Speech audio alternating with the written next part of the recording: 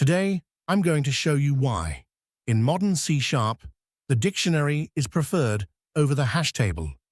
Both hash table and dictionary store key-value pairs and provide fast lookups, but there are important reasons why dictionary is the modern standard. Let's look first at a hash table.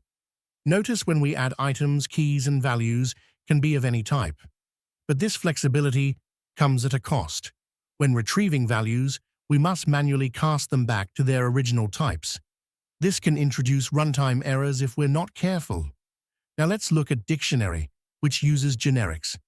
When we create a dictionary, we explicitly specify the key and value types, making our intent clear.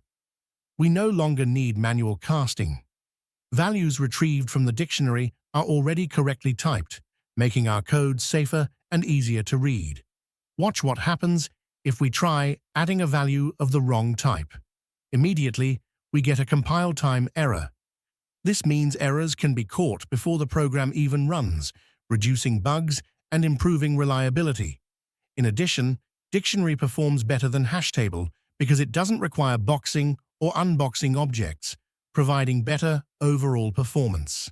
So, to summarize, always prefer dictionary over hashtable in your C# projects for better type safety, readability, and performance.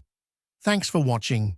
If you found this video helpful, don't forget to subscribe, like, and stay tuned for more clear C# programming tips.